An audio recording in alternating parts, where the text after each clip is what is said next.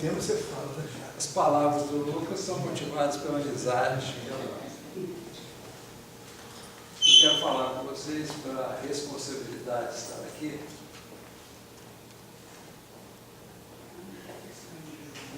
E o tema que me foi sugerido,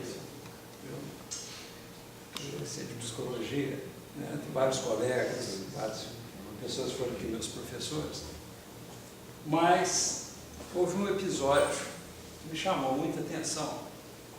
Uma vez, o nosso ministro da Educação, há pouco tempo, numa entrevista, ele falou que se ele pudesse erigir um busto, uma das pessoas, eu não vou entrar no mérito, seria Antônio Paim.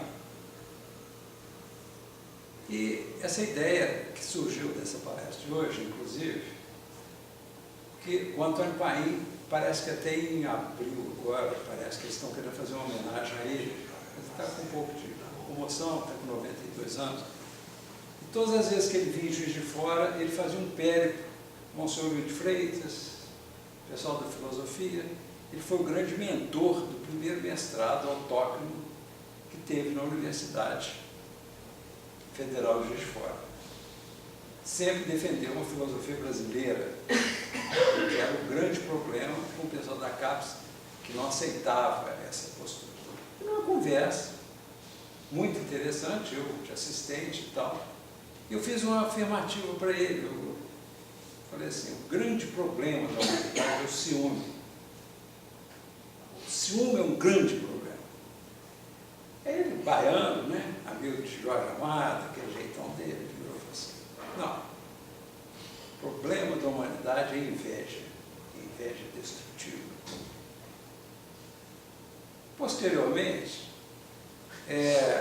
fizeram o lançamento de vários livros sobre os pecados capitais, e o Zuenir Ventura ficou com inveja.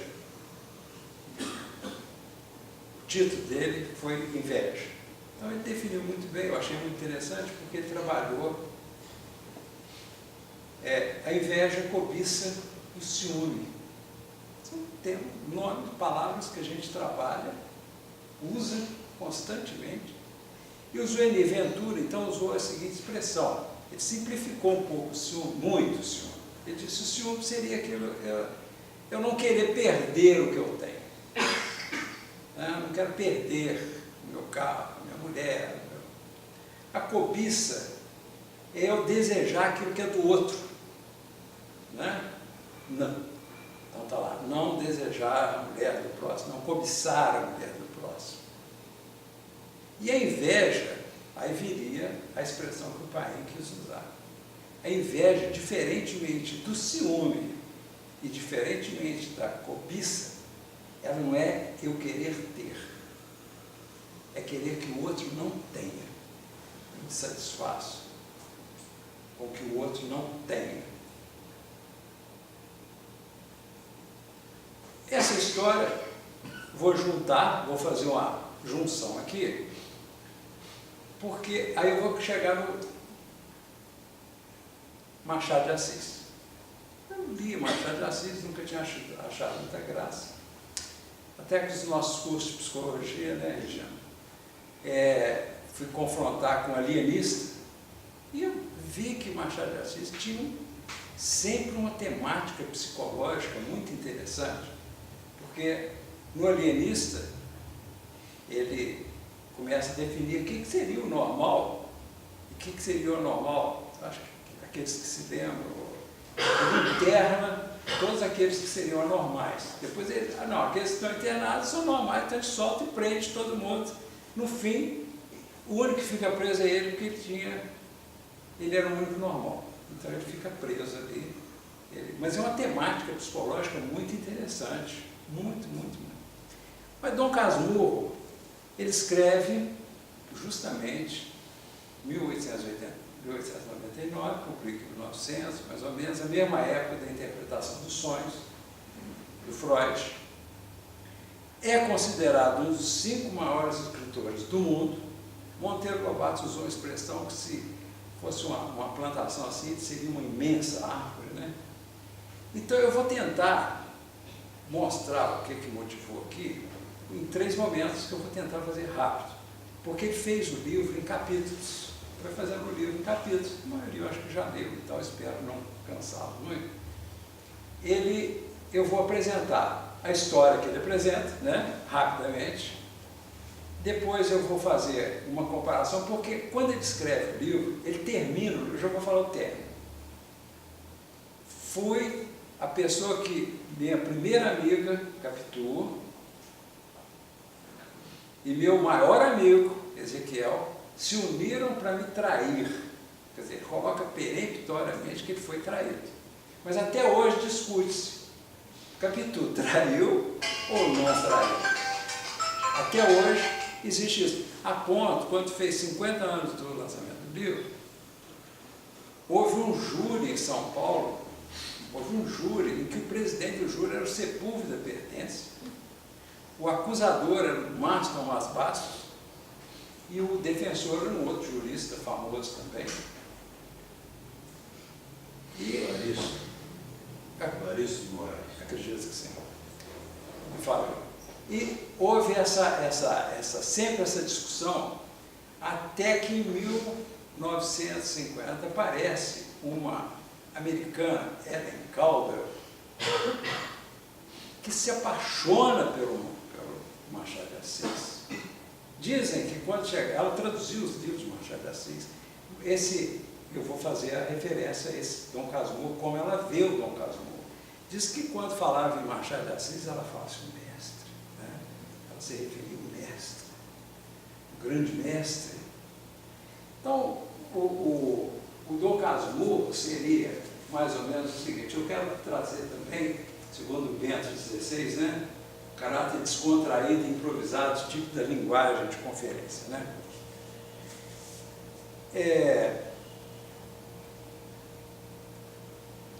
O jogo do autor eu vou deixar para depois.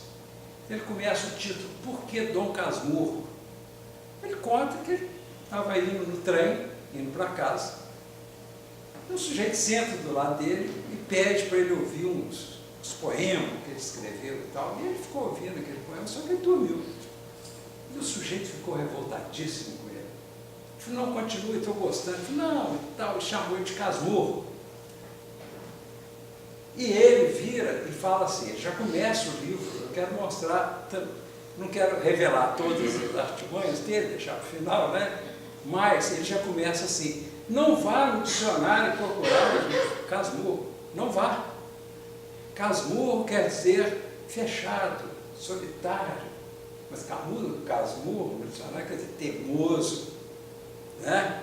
Cabeçudo. Ele falou, não, mas não vai não. Casmurro quer dizer isso aí, fica com isso aí que tá bom para vocês. Aí ele começa a descrever o motivo que ele resolveu escrever o livro. Ele conta o seguinte, que ele vivia só, e ele resolve fazer uma casa nova para ele. Mas ele quis reconstituir a casa em que ele viveu a infância dele no Mata Cavalos. Ele ia construir essa casa nova. Ele começa a descrever, chamou, explicou tudo, uma casa sobradada, com varandas, com não sei o quê, e aqui começa a beleza da coisa, muito interessante. Eu mesmo tive a experiência de conhecer as casas antigamente, as paredes eram desenhadas, eu não sei, tinham figuras. No caso do meu avô, por exemplo, tinha as estações, né? Não sei se alguém lembra aí. Usava-se muito pinturas nas paredes, né? Depois o pessoal raspava, que ele via a geração nova raspava, que ele perdia isso, aquilo tudo, né? E ele conta então que ele quis fazer o máximo possível daquela casa igualzinha era a casa. Então ele conta que tinha lá, mas que ele ainda faz uma ressalva. O pai dele era um fazendeiro, morreu, a mãe então vem para a cidade e morava nessa casa um agregado, José Dias, que era um sujeito que apareceu lá na fazenda uma vez, falando que era médico homeopata, e curou uma opção de gente lá, mas depois ele se confessa um falso médico, né? E que usava um livrinho para fazer suas consultas e suas receitas. Nessa casa, ele conta que tinha as primaveras, as estações do ano desenhadas, e tinha 4 bustos. Nero, Massinissa,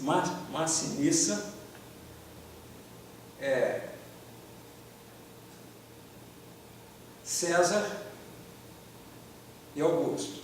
4 bustos. É uma referência que ele faz. E ele então resolve reclama que os amigos dele daquela época já estavam todos estudando geologia no Campo Santo. Quer dizer, já não tinha amigos mais da época deles. Os amigos deles eram recentes, todos novos, porque já tinha perdido todos os amigos. Então ele resolve escrever um livro. Pensou em escrever um livro sobre subúrbios, sobre a história dos subúrbios, até que aqueles bustos o inspiram a contar a história dele, a vida dele. E por que não contar a vida dele? Então ele fala assim: os bustos pintados nas paredes entraram a falar-me e a dizer-me, uma vez que eles não alcançavam reconstituir os tempos idos, pegasse da pena e contasse alguns. Nessa hora ele está fazendo uma referência a Fausto, de Goethe. Aí vindes, ele usa o termo peremptoriamente, aí vindes outra vez inquietas sombras. Só que Goethe não faz uma interrogação, Goethe já faz uma afirmação. Ele coloca que aparece, ele já coloca como se elas... é um jogo o tempo inteiro que eu tentarei mostrar no final. Bom, a partir daí, que ele conta essa história, que vai nos servir esses bustos, porque, muito interessante, esses bustos eu já vou até antecipar. 3 desses imperadores romanos foram traídos, mas Massinissa, não. Massinissa, sabendo que a mulher seria execrada, manda um veneno para ela não ser traída, e ela toma o veneno. Quer dizer, começa aí o jogo muito interessante que ele faz dos personagens sem se revelar. Então, por que os 3? E um desconhecido, né? Eu não conhecia Massinissa, mas os outros são bastante conhecidos nossos, né? E ele começa com um capítulo que ele dá o título de A Denúncia. Tinha 14 anos, tinha 15 anos, e ele entra, morava nessa casa, o Zé Dias, porque o pai morre, a mãe, então, esse Zé Dias ficou um agregado. As famílias antigamente tinham os agregados, né? Existiam os agregados. Ele entra e surpreende o Zé Dias cobrando da mãe dele a ida dele para o seminário. Como é que é isso? A mãe, tendo perdido o primeiro filho, faz uma promessa que, se ela tivesse um filho, ele iria para o seminário, ele seria padre. E ela falou isso para todo mundo, então, mas ela ia postergando isso ao máximo, porque era o filho dela, Dona Glória, né? E o Zé Dias vai e cobra dela: a senhora precisa ver isso. Ele fica escondido ouvindo, que conversa é, porque ele não sabia dessa história. Aí o Zé Dias fala com ela: não, a senhora tem que ver isso, porque ele com aquela menina, ela que menina? A Capitolina, Capitu. Ficam pelos cantinhos, ficam andando, a mãe dele fica assim: mas como? Mas eles brincam, porque ela era filha de um senhor, mas quando morava nos fundos da casa dele, tinha até uma porta que se comunicavam, que se encontravam, brincavam, eram crianças. Ela com 14, ele com 15 anos. Ele ouve aquilo e se descobre, de repente, que ele amava. Nelson Rodrigues tem uma frase seguinte, que um homem com 17 anos é incapaz de dizer bom dia a uma moça, né? que ele devia esperar chegar aos 30 anos para falar bom dia para uma moça. Porque o homem está sempre atrasado em relação à mulher. Ele descobre, então, que havia alguma coisa. Quer dizer, ele brincava com a Capitu, aquele negócio todo e tal, e ele corre para contar para ela essa promessa, né, que corre até a Capitu. E interessante que quando ele chega, a Capitu estava escrevendo na parede lá, e ele repara, estava escrevendo Capitu Bento, Bentinho.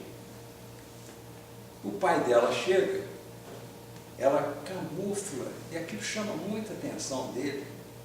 Ele pega e conta para ela o caso que ele ouviu.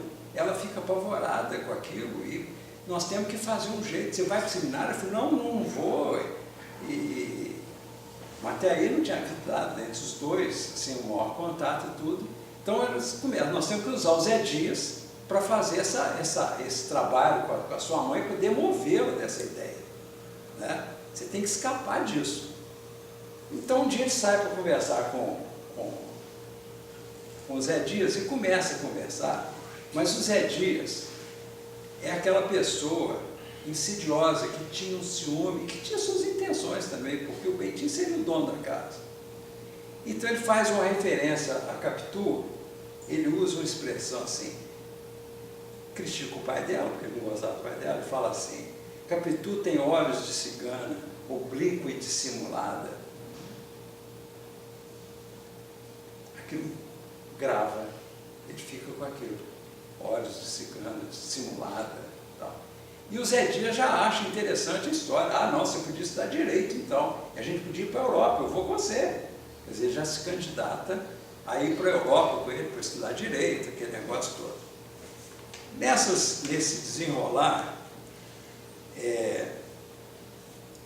ele vai, se encontra com o Capitu está fazendo um penteado, ele começa a mexer no cacheado do Capitu, e ocorre entre eles o primeiro beijo. E ele fica deslumbrado, né? Aí nós pegamos o Nelson Rodrigues. E ele usa uma expressão muito interessante, que ele fala assim, não mofo dos meus 15 anos, leitor. Com 17 anos, Griot não pensava ainda nas diferenças do sexo. Eu vou voltar em Griot, Manon Lescaut. A mãe continua insistindo, né? Insistindo e tal. Até que não teve jeito e ensaiaram lá que ele iria para o seminário. Fizeram uma trama entre ele ir para o seminário e enquanto estudava um jeito. Ele iria, voltaria, iria para o seminário, voltaria, né? E quem faz as visitas a ele ao seminário nos primeiros tempos é o José Dias. José Dias era uma figura, né? Gostava sempre do superlativo, né? Amantíssimo, amaríssimo, santíssimo. Quando a mãe dele morre, ele quer escrever no túmulo da mãe dele, uma santa. Aí o padre não queria deixar escrever aquilo, ele foi, o Zé Dias, mas era uma santíssima, né? Tudo ele era um superlativo, ele gostava de usar o superlativo como recurso até para sua falta de coisa, ou para agradar o próximo, né? Ele cai na asneira, porque ele é muito curioso, ele pergunta ao Zé Dias, e Capitu?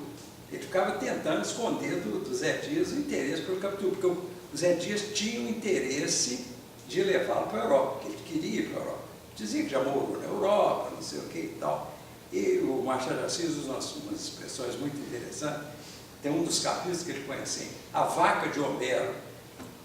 Você viu? Como é que botou Homero nesse meio, né?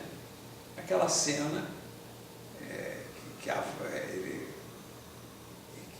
o Zé Dias, como se fosse uma vaca, usando uma passagem da Ilíada, que o Zé Dias ficava rodando em volta dele, lambendo como se fosse a primeira cria, né? Mas ele cai na asneira de perguntar, e a Capitu? O Zé Dias responde para ele muito maliciosamente, tem andado alegre como sempre, é uma tontinha. Aquele encontro não pegaram um Peralta da vizinhança, que se casa com ela, Bentinho estremece nessa hora, estremece totalmente. Tem um ímpeto de ir atrás de Capitu, intimar que ela confesse o que ela estava aprontando, quer dizer, Aí que eu quero mostrar para vocês o ciúme, porque o ciúme ele não tem a consistência, ele busca consistência, mas na má encontra porque ela não tem consistência. Essa é a temática maior. A mãe dele adoece, ele vem visitar a mãe, encontra com Sancha, é uma personagem que aparece, que é amiga de Capitu, muito amiga de Capitu, a melhor amiga de Capitu. Ele vai, então, fica no seminário muito amigo porque ele era muito fechado, não se relacionava, mas fica muito amigo de um personagem, de um seminarista chamado Escobar. E isso não é tratado por nenhum autor, embora Machado de Assis tenha deixado claro que os dois começam a ter um relacionamento que ele sugere de uma certa atração entre os dois. A ponto de um dia, no pátio, os dois se abraçaram, que o padre chegou e falou: vocês param de se abraçar assim. Isso não está certo, não pode, mas naquela época não tinha jeito, né? Então, mas ele já fica com essa afinidade com o Escobar. Eu achei muito interessante também, que o Zé Dias, muito esperto, né, começou a falar com ele. Eu lembrei do livro do Weitzel, que o Weitzel conta do livro dele, né, não sei se todos leram, que no seminário acharam que ele estava com problema no pulmão, mandaram ele para Belo Horizonte, chegou lá e falou: não, você não tem nada. E aí foi que ele saiu do seminário. E no livro o Zé Dias fala: quem sabe se começa com uma tossezinha, porque se você começar com a tosse, você sabe, muito comum isso aí, Dona Glória manda te tirar do seminário, né? Mas eu estou bem do peito e tal. Eu falei: o Weitzel poderia, talvez tenha se inspirado, o Weitzel não foi decisão dele, né? Bom, nessas alturas, tem até uma história que o Escobar sai do seminário para visitar a Dona Glória. E a Capitu, ao ver os dois despedindo, ela fica muito incomodada. Quem é esse que você se dedica tanto, que você abraça, que você... Capitu fica com ciúme de Escobar. Só ele lembra, né? Nessa hora que ele está conversando com a Capitu, passa um cavalo, um cara de cavalo, fica olhando a cavalo, fica olhando para a Capitu olhando para ele, e ele fica: o que você está olhando? Ele fala: não, aquele rapaz vai casar com fulano de tal. Mas a frase do Zé Dias já tinha pego. Eu vou voltar nisso aí. Aquilo, enquanto não pegar algum peralta da vizinhança que se case com ela. O desespero de Capitu, nessa hora, ela coloca para ele peremptoriamente: nunca mais desconfiar.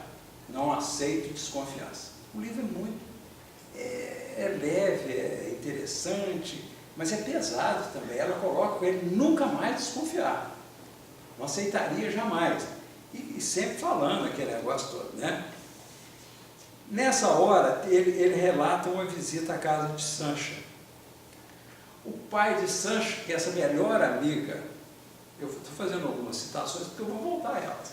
O pai de Sancha mostra um retrato. Não parece com a Sancha? Não parece com a Capitu? Ele olha: parece com a Capitu. Não, é a mãe da Capitu. Todo mundo acha que a Capitu parece com ela, mas é a mãe da Sancha. Olha que interessante, olha a testa, olha as semelhanças. Tudo isso vem depois. O retrato, todos achavam, as feições eram semelhantes, quanto ao gênio, pareciam as irmãs. E ele coloca assim: na vida há dessas semelhanças assim esquisitas. Agora, quem vai dar ideia para ele sair do seminário? Porque ele queria sair do seminário. O Escobar, que queria sair também. O Escobar já tinha feito uma sondagem, já tinha visto que a mãe do Bentinho era bastante rica, tinha muito dinheiro, faz as contas, fazia tudo de cabeça. O Bentinho era apaixonado por Escobar, com o raciocínio rápido do Escobar e tal. Então ele faz ele tem a seguinte ideia: nós podemos conversar, nós vamos até no Papa, se for, porque o Zé Dias já queria ir no Papa, né? Eu falei: não, nós podemos no bispo, nós podemos conversar. Seguinte, sua mãe prometeu produzir um padre. Ela poderia pegar um desses meninos, pagar para ser padre, estaria cumprida a promessa. e você estaria livre. Todo mundo adorou, a mãe tinha dinheiro para isso. O Escobar aproveita, queria ser comerciante, sai também do seminário, a mãe dele empresta dinheiro, né? Sai com 17 anos, aos 22 anos ele é bacharel em Direito. Escobar casa-se com Sancha, a melhor amiga de Capitu. E o Betinho resolve casar com Capitu. Na hora que ele está arrumando a mala, ele lembra dessa frase, assim, que ele fala para o Zé Dias, que ele ouviu umas fadas, umas personalidades. Tu serás feliz, Betinho. Você ouviu, Zé Dias? Não. Mas eu ouvi, tu serás feliz, Betinho. Gente, aí é que o negócio é pesado. Porque aí nós vamos no Macbeth do Shakespeare. Quando ele vira, tu serás feliz, tu serás reis, Macbeth. Só que ela completa para Paco, que é amigo do Macbeth, serás menor, mas maior, Macbeth. Não serás reis, mas gerarás reis, porque, enfim, será não fértil, Macbeth. Olha essa trama. Gente, é um negócio assim muito sério, né? Interessante. Bom, Escobar e Sancha casam, tem uma filha que dá o nome de Capitolina. A amizade deles era uma coisa, de encontrar, de jantar, ficar juntos, foram morar perto, aquele negócio todo e tal. Até que um dia, num episódio lá que perde alguma coisa, ela sai um assunto, ela fala que ele dava um dinheiro a ela para administrar a casa e que ela tinha guardado 10 libras esterlinas, que ela tinha tido a orientação do Escobar para investir aquele dinheiro. Ele fica todo orgulhoso. Mas como? Escobar? Não, é uma surpresa para eles fazerem e tal, aquele negócio todo. Escobar, então, ela conta, então, que Escobar estiveram na casa, que ela pediu que Escobar fosse lá, para conversar com ele esse investimento. Bom, e eles que estavam demorando a ter filho, Capitolina fica grávida. Tem um filho. Ah, gente, tantos profetas, né? 17 profetas maiores, tantos profetas menores. Qual o nome que ele vai dar para o menino? Ezequiel. Ezequiel, guardem bem Ezequiel. Nós vamos terminar com Ezequiel. Ezequiel, esse menino cresce apaixonado com Betinho. Apaixonado com Betinho, né? Papai para cá, papai para lá, aquela coisa. Mas o menino começa a imitar os outros, tem mania, sabe imitar os outros. E quem que ele imita melhor do que ninguém? Ele imita melhor do que ninguém, Escobar. E o Betinho já fica achando interessante, porque esse menino parece que Escobar demais da conta. Né?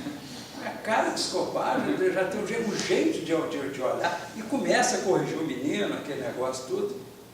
Um dia, ele vai ao teatro e a Capitu, eles iam muito ao teatro, e a Capitu não vai nessa noite. Ela alega, estava com dor de cabeça. Ele vai, volta mais cedo. Quando ele volta mais cedo, encontra Escobar na casa dele, chegando na casa dele. Você está aqui? Eu vim fazer com você um embargo de terceiro, aí, numa situação que tinha que resolver. Mas já que a Capitu está, eu vou embora. Não, vão chegar. E ela chega, não, sarei e tal. Eu não queria te atrapalhar e tal. Mas vocês já viram que já tinha um germe lá de trás. E que, muito interessante também, que Ezequiel, o profeta Ezequiel, quando Deus se refere a Ezequiel, ele nunca fala Ezequiel, como ele falava Elias, né? Ele fala assim, filho do homem. Ele sempre chamou Ezequiel por filho do homem. Interessante. E o Zé Dias começa a chamar o menino de filho do homem. Profetazinho, filho do homem. Um dia Capitu para e fala assim, que história é essa? Que filho do homem é esse? Que filho do homem é esse? O Zé Dias fala, isso é bíblico. Ela fala, eu não quero isso, não gosto dessa história. Porque ela já pressentia, a mulher, né? ela já sabia que o outro estava incomodado com aquilo, né? E o menino continua imitando todos, especialmente o Escobar, mas louco com ele. Uma noite eles estão na casa do Escobar, o mar estava muito bravo, o Escobar falou, não, vou nadar amanhã, só que o Escobar morre. Vai nadar e morre. Marca o enterro, ele fica de falar, e está ali na hora, a Sancha lá, inconsolável, e ele fica olhando para o Capitu, muito controlada, consolando a outra e tal, mas em determinado momento ele olha e ele vê a Capitu olhando para o Escobar e descendo uma lágrima. Aquilo ali coloca o Bentinho em desespero. É aquele olhar não poderia, ele fica. E ele começa a ter uma ojeriza com o menino, ele começa a ter um problema com o menino, porque ele precisa que o menino não é filho dele, o menino é filho de Escobar. A ponto da Capitu virar e falar assim, vamos botar ele num colégio interno, e o menino passa a ficar no colégio interno. Ele conta, até é muito triste, porque ele conta a história do menino agarrando a perna, pai, o senhor vem buscar, papai, aquele amor com o menino, um amor amado com o pai, né? E ele muito assim, mas ele está tão, mas já está, eu tenho que acelerar um pouco, eu vou me empolgar, não, o Felga depois vai reclamar 3 dias seguidos, né? Aí ele pega e faz o seguinte, ele compra um veneno para se matar. Ele compra um veneno para se matar. Vou me matar. Pega o café, o empregado trouxe o café, ele põe o veneno, vai tomar o café, o menino chega, papai, ele pega, chega e fala assim, vou te dar um café para você tomar. E resolve tomar veneno para o menino. De repente ele se arrepende, não faz isso. Comenta no livro que ele tinha assistido a peça Otelo. Otelo aparece agora Shakespeare outra vez. E nessa hora que ele está oferecendo o veneno para o menino, a Capitu chega e ele vira para o menino, ele tira o veneno do menino e fala, eu não sou seu pai. Categoricamente, ele afirma, eu não sou seu pai. Capitu entra, fala, o que você falou? Você ouviu? Ela falou, não ouvi nada. Não ouvi nada. Quero que você repita. Não vou repetir. Ela falou assim, então nós temos que tomar uma decisão. Eu falei, a decisão está tomada. A decisão seria a separação. O que seria a separação naquela época? A separação foi o seguinte, ele organizou uma viagem, leva Capitu, Ezequiel para a Europa, deixa lá com uma pessoa para cuidar, educar o menino, e volta. E nunca mais encontrou com Capitu. Ele ia periodicamente à Europa, mas não visitava, voltava e dava notícia para todo mundo, Eles estavam passando o tempo, ela ia ficar lá e ele ia lá ficar com ela, mas ele não ia ficar com ela. Ele voltava sem encontrar com ela. E ela mandava cartas apaixonadas, cartas de amor. E deixa claro isso. Deixava cartas de amor, cartas apaixonadas para ele. Ela morre por lá. Manda providenciar. Ezequiel, passa um tempo, Ezequiel vem visitá-lo. Ele está no escritório, o empregado vem, fala, ó, tem um rapaz aí e tal. E ele se prepara, quando ele sai, muito interessante essa passagem também, muito interessante. Ele sai, está o rapaz parado, Ezequiel, olhando para o busto do Massinissa. Massinissa. Tinha 4, né? Estava olhando para o busto. Ele põe isso. Fica ali um tempo, até que o menino que tinha estudado geologia resolve ir para o Egito, estudar lá e dar o dinheiro, propicia tudo, feliz do menino ir embora. Ele não queria ficar perto dele. feliz o menino ir embora. O menino vai e o menino morre no Egito. Aí os amigos dele mandam dizer para ele que mandaram o dinheiro de volta, que sobrou, e falaram, olha, enterramos ele aqui e colocamos no túmulo, em grego, os dizeres. Desde o dia tu eras perfeito nos teus caminhos, tu eras perfeito nos teus caminhos, quer ver em grego. Ele conta isso. Aí ele vira e fala assim, mas não parei aí, fui na Bíblia e vi que o que está escrito lá era, eras perfeito nos teus caminhos desde o dia da tua criação. Isso é que estava escrito na Bíblia. Ele coloca, isso é o Machado de Assis escreveu, Dom Casmurro escreveu. E aí ele começa, quando será que foi a criação do Ezequiel? Quando será que foi? Só se nós formos em Jeremias 28:15, vai estar escrito assim, eras perfeito nos teus caminhos, desde o dia da tua criação, até se descobrir em ti a iniquidade. Esse é o versículo. Ele omite. Olha que trama, né? Vocês precisam de convir comigo. Que trama, né? Que trama. E ele começa o seguinte, a captura da praia, a captura da praia da Glória já estava dentro de mata-cavalos ou foi mudada por algum incidente. E coloca, minha primeira amiga com o meu melhor amigo se juntaram para me trair. Bom, isso aí seria a colocação como ele termina. Então, durante um certo tempo, ficou assim, Capitu traiu. Mas, ele assistiu Otelo, né?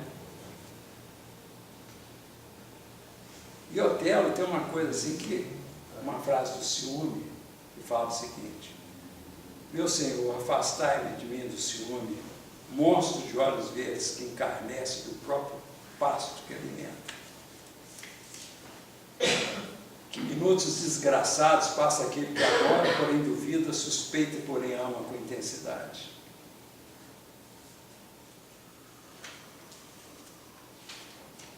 O que Machado de Assis? As 4 figuras eu já falei.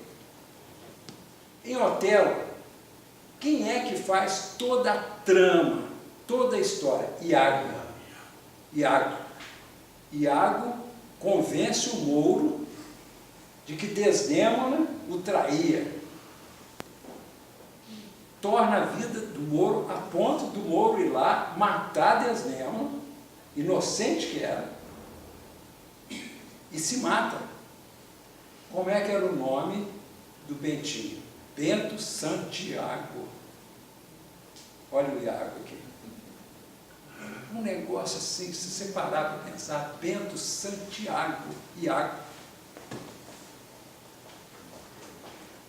Quando ele fala em Goethe, em Fausto, né, para legitimar a sua narrativa, eu já fiz a afirmação, e uma das coisas que ele fala também, muito interessante, que ele faz uma citação, quando ele tem aquela história de ir para o seminário, ele vê passar o imperador, e todo mundo para, aí ele tem uma viagem, ele viaja na maionese, assim, que o imperador parou, foi na casa dele, e pediu para a mãe dele, não, ele não vai ser padre, ele vai ser médico.